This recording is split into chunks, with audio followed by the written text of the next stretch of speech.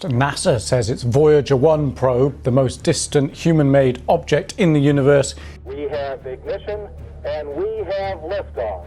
But their mission won't end there, because on board they have golden discs. Voyager One has just found something in space that shouldn't exist. Traveling beyond the reach of the sun, this ancient spacecraft has picked up signals never before seen. It's not a planet or a star, but something else, something whispering in the darkness. Scientists are working hard to understand it, racing against time before Voyager's faint signal fades away forever. Tune in, because what they've just discovered could change our understanding of the cosmos. A signal from the edge of space. Right at the edge where the solar system stops having any real influence, the probe picked up something unexpected. Not a rock, not a planet, not one of those flashing pulsars or exploding stars. This was something different. Something sending out weak signals, like a quiet voice lost in the cosmic winds. And those signals? No one has ever seen anything quite like them before. What the probe had stumbled upon was neither natural nor random. It was deliberate, waiting as if it had always known we would come. Space is full of electromagnetic signals. Everything out there is shouting or whispering in waves, quasars, dead stars, old supernova leftovers, all humming their own tunes. But whatever Voyager stumbled on was not singing the right notes. The signal was not coming from a known source, and it was not behaving like anything in the textbooks. No predictable pattern, no easy explanation.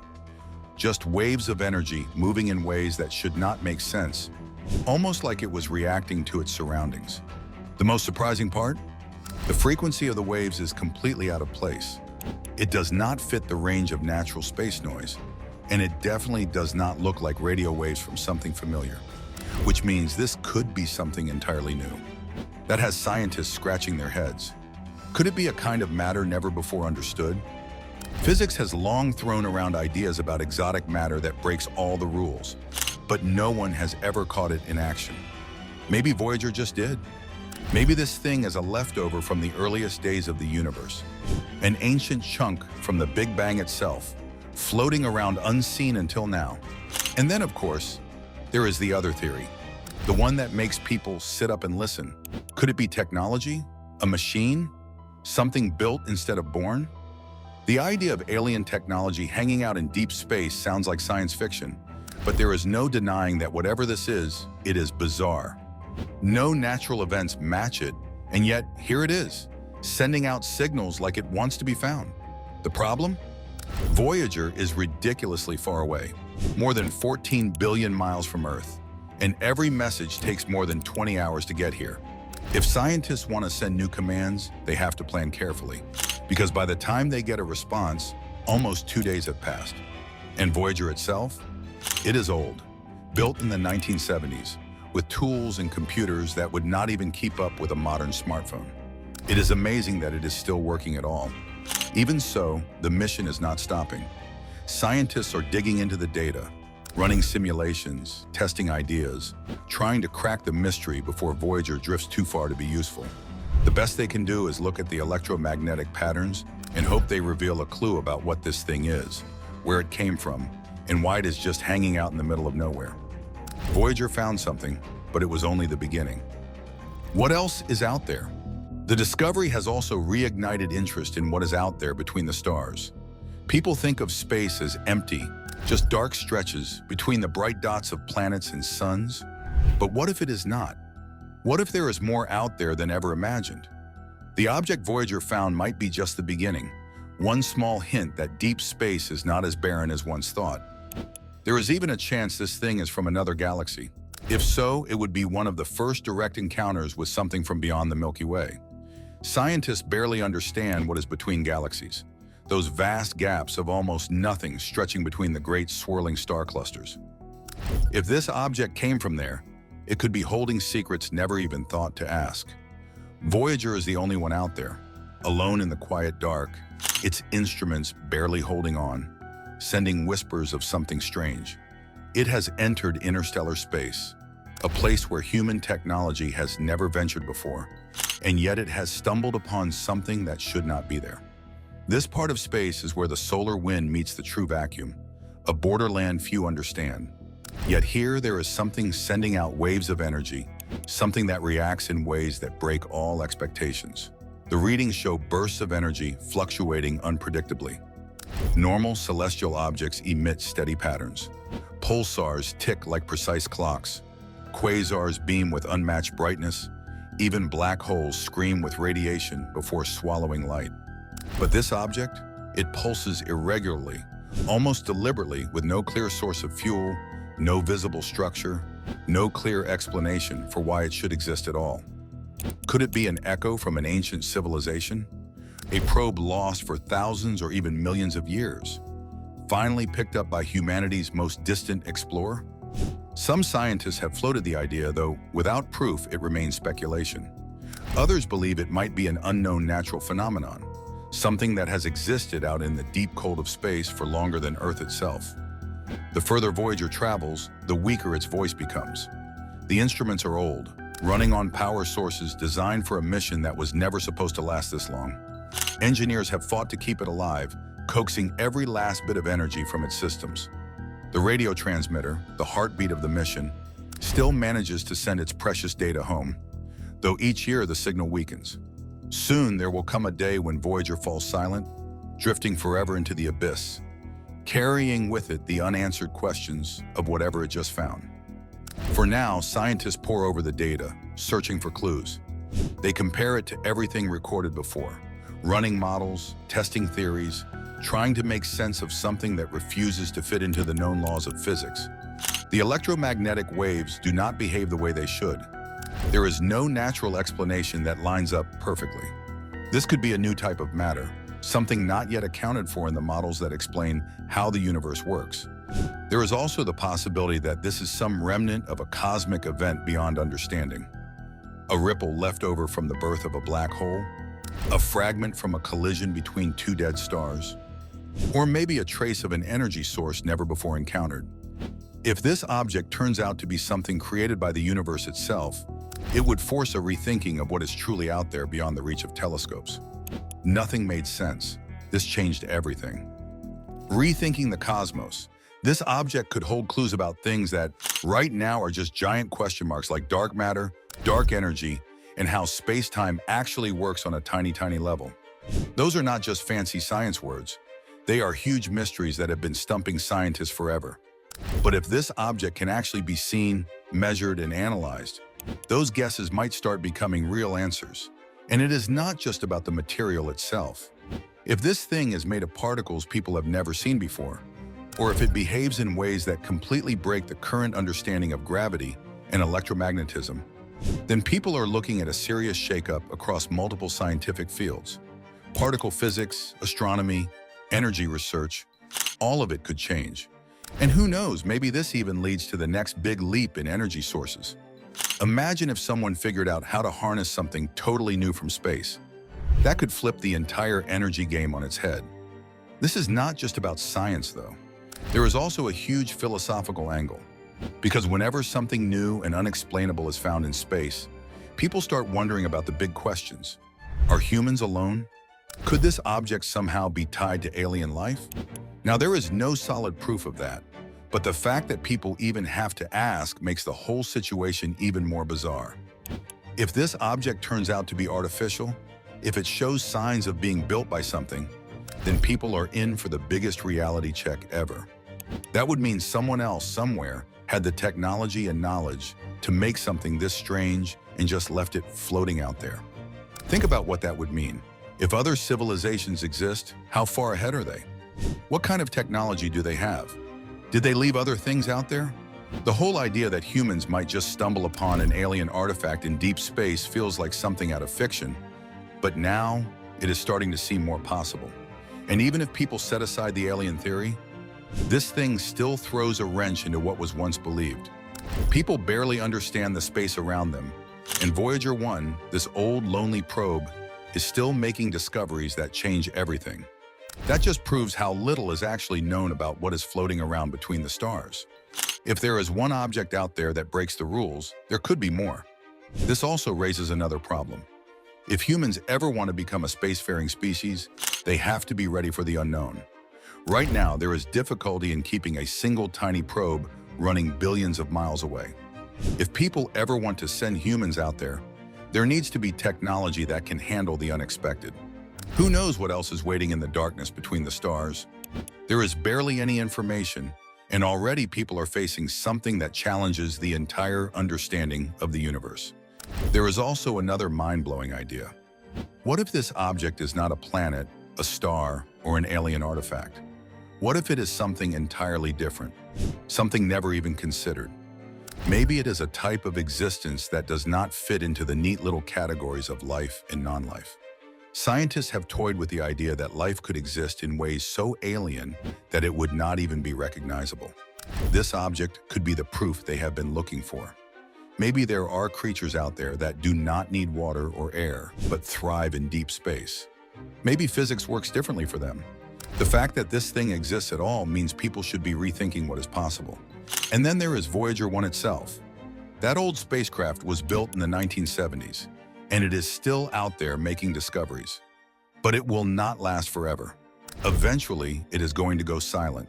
And when it does, one of the only eyes in interstellar space will be lost. If this object proves anything, it is that better space probes are desperately needed. Imagine what could be found if there were a new fleet of Voyagers, built with today's technology, packed with artificial intelligence, and able to travel faster and farther. This discovery makes the case for upgrading space exploration like never before. There is also the idea of actually bringing samples back from deep space. Right now, that seems impossible, but sample return missions have already been done for the Moon, Mars, and even asteroids. If space agencies invested in interstellar sample return, people could finally get their hands on materials that have never been seen on Earth. And if this object is something truly alien, either in origin or composition, having a piece of it could completely revolutionize science. Another major point is international cooperation. Space research is not just a one-country effort. The deeper into space exploration goes, the more complicated the challenges become, and no single nation has all the answers. The discovery of this object proves that space science has to be a global effort. If there is ever going to be serious interstellar exploration, countries will need to pool their knowledge and resources. No one nation is going to solve these mysteries alone. And then there is the fact that this object is capturing attention outside of the scientific community. People who do not normally follow space news are fascinated by this discovery. There is something about the unknown that draws people in, and this find is tapping into that curiosity. It reminds everyone that space is not just for scientists. Anyone can wonder about what is out there. And the more interest there is in space, the more support there will be for future missions. 14 billion miles away and still calling home. The year was 1965, and a genius by the name of Gary Flandreau noticed something cosmic was brewing. The giant planets, Jupiter, Saturn, Uranus, and Neptune, were lining up in a way that happens only once every 176 years. This alignment was a golden ticket. A spacecraft could use the planet's gravity to slingshot itself across the solar system, cutting a trip that would normally take 30 years down to just 12. The National Aeronautics and Space Administration was not about to miss out, and so a mission was born, one that would redefine humanity's place in the cosmos, but not before facing obstacles that could have ended it before it even began. Fast forward to the summer of 1977. In a span of just 2 weeks, the National Aeronautics and Space Administration launched Voyager One and Voyager Two, twin probes that would ride this cosmic shortcut straight into history. What was supposed to be a quick mission to study the gas giants became something much bigger, because these spacecraft just would not stop. While other machines broke down, became obsolete, or fell silent, the Voyagers just kept on moving, pushing further and further until they left the solar system entirely. And yet, against all odds, they are still sending signals back. Voyager 1 is now over 14 billion miles away, and it is running on technology that makes a flip phone look high-tech. This thing has a computer with only 69 kilobytes of memory. That is less than a single photo on your phone. It stores data on 8-track tape recorders, then beams it back to Earth using a transmitter with the power of a refrigerator light bulb. That signal, by the way, takes nearly a full day to reach us. And yet, even with this ancient technology, Voyager 1 has just made a discovery that is flipping everything we thought we knew about space on its head. As Voyager 1 left the solar system, scientists expected some big changes. The spacecraft was about to cross the heliopause, the invisible border where the solar wind meets the true emptiness of interstellar space. The prediction? A sudden spike in cosmic rays and a shift in the surrounding magnetic field. What actually happened? The cosmic rays surged as expected, but the magnetic field did not budge. At all. This made no sense. Every model said there should be a clear shift. It was as if Voyager 1 had stepped into another room, but found the walls were exactly the same. Something was off and no one knew why. Then came Voyager 2, reaching the same boundary 6 years later. If Voyager 1's data was a fluke, Voyager 2 should show what scientists were expecting. Instead, it found the same bizarre thing. The magnetic field remained unchanged, despite the spacecraft clearly leaving the sun's influence. It was like stepping into the ocean and finding the water was still dry. The scientists were stumped. The implications? Huge. The heliosphere, the bubble created by the sun's influence, might not work the way we thought. Maybe the interstellar magnetic field is tangled with our own in a way we did not anticipate. Maybe we have been picturing the boundary all wrong. Or maybe, just maybe, there is something lurking out there in deep space that we do not understand yet. And Voyager 1 was not done messing with our heads. Just when the National Aeronautics and Space Administration thought they had a handle on things, the probe started sending back garbled signals in the year 2022. The spacecraft was still alive, still functioning, but its status reports made no sense. It was as if it had forgotten where it was. Scientists scrambled to figure out what was wrong. After months of head-scratching, they found the issue. A glitch in a system that had not been touched in decades.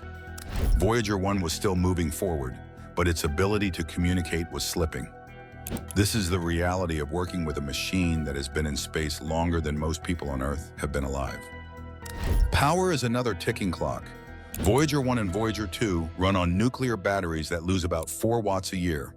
That means the National Aeronautics and Space Administration has to shut down instruments one by one to keep them running for as long as possible. Right now, Voyager 1 has just 4 working instruments. At some point, maybe in the next few years, maybe by the year 2030, it will go dark. The last whispers of data will fade, and it will drift silent and uncontactable through the galaxy for millions of years. But even when Voyager 1 finally falls silent, its journey will not stop. In about 16,700 years, it will pass within a light year of Proxima Centauri, the closest star to our sun. Voyager 2 will follow a few thousand years later. After that, they will keep going, looping around the Milky Way, long after Earth has changed beyond recognition. These 2 spacecraft, each no bigger than a Volkswagen Beetle, will outlast every monument, every civilization, everything we have ever built. They will be the last trace of us, carrying their golden records, our message to any distant life forms, into the unknown. Just when we thought we had reached our limits, history had other plans. The next challenge was survival. The Soviet Union's space race to hell. Did you know you could slam a spacecraft into Venus without a parachute or even a rocket engine? Turns out that is exactly what the Soviet Union figured out over 50 years ago. It was not just some lucky guess either. They threw everything they had at Venus. Trial, error, more error, and eventually some answers. What they found was not just another dusty planet, but something straight out of a science fiction nightmare. This is the wild story of the Soviet obsession with Venus and why they never went back. Venus, or Venera in Russian, became the Soviet Union's favorite space experiment. Between the year 1961 and the year 1985, they launched 16 missions to Earth's hellish neighbor, hoping to unlock its mysteries. Mars might be all the rage today, but back then, Venus was the real enigma. Unlike Mars, which could be observed with a telescope and confirmed to be just a cold, dead rock, Venus had thick, unyielding clouds. What was hiding beneath them? Oceans? Jungles? Giant alien bugs? Some scientists speculated Venus was like a prehistoric Earth, covered in swamps and teeming with strange life. Others, like Carl Sagan, had a much bleaker vision, an out-of-control greenhouse effect turning the planet into a scorching wasteland. There was only one way to find out. The Soviets made their first move in the year 1961 with 2 probes. Venera 1 and Venera 2. They had a simple plan: launch them at Venus and hope for the best. Both probes made it to about 60,000 miles from the planet before completely failing. No data, no pictures, just silence. Meanwhile, the Americans were getting better results. In the year 1962, the National Aeronautics and Space Administration's Mariner 2 made it past Venus, collecting the first solid data. It confirmed what Sagan had feared. Venus was not some tropical paradise, but a blazing, inhospitable furnace. The National Aeronautics and Space Administration largely moved on to Mars and the Moon. The Soviets, however, doubled down. If their first attempts were a disaster, their next ones were going to be even more spectacular. Venus wasn't just unforgiving, it was relentless. The next missions had to endure the chaos. The first photos from an alien hellscape. By the year 1966, the Soviets had upgraded their game with Venera 3 and 4, bigger, tougher, loaded with more instruments. Venera 3, true to Soviet tradition, managed to become the first man-made object to ever crash into another planet. Not exactly a smooth landing, but it made history. Venera 4 actually made it into the planet's thick atmosphere and sent back data before being crushed like an empty soda can under Venus's intense pressure. Venus's atmosphere was not just thick, it was downright brutal. The Soviets now realized what they were dealing with. The pressure at the surface was the equivalent of being 3,000 feet underwater. The temperature was hot enough to melt lead. To top it off, the air was basically a cocktail of carbon dioxide and sulfuric acid, battery acid clouds. Still, the Soviets were undeterred. They did not see impossible conditions, they saw a challenge. In the year 1970, Venera 7 came equipped with reinforced metal, extra padding, and a sneaky parachute trick. Instead of fully deploying right away, the parachute was designed to hold tight until the probe got lower, where it would finally open. The parachute malfunctioned, and the probe plummeted to the surface, hitting Venus at over 40 miles per hour. Surprisingly, it survived long enough to transmit data for 23 minutes. It was not just a crash, it was the first successful landing on Venus. The Soviets were now obsessed. They had finally reached the surface, but it was not enough. They wanted pictures. Venera 9 and 10 were designed to do the impossible: survive on the surface of Venus long enough to snap a few pictures. To do this, the landers were built like tanks, with thick armor and impact rings to absorb the brutal landing. They did not even rely much on parachutes, just used the insanely thick Venusian air to slow their fall. When they finally touched down in the year 1975, they lasted just over an hour each. But they did what no other machine had done before: send back photos of Venus. What did they reveal? A barren, cracked wasteland of jagged rocks and dust. No aliens, no swamps, just a lifeless, scorched surface.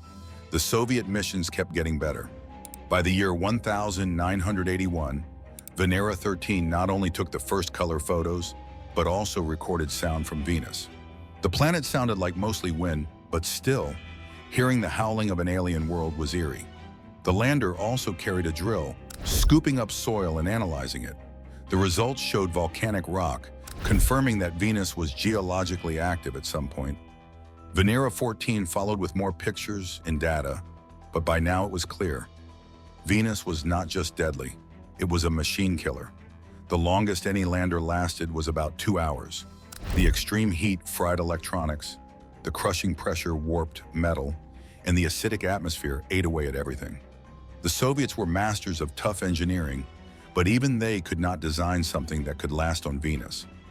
After Venera 14, the Soviet Venus program quietly ended. The Soviet Union itself was falling apart, and funding for space exploration dried up. Even today, no one has seriously attempted to land on Venus again. The reason? It is just not worth it. A robot could be sent to Mars, and it might work for years. On Venus, it would be lucky to get an hour. Should we explore Venus despite its deadly conditions, or is it futile? Let us know in the comments. If you enjoyed this, comment, and subscribe for more space content.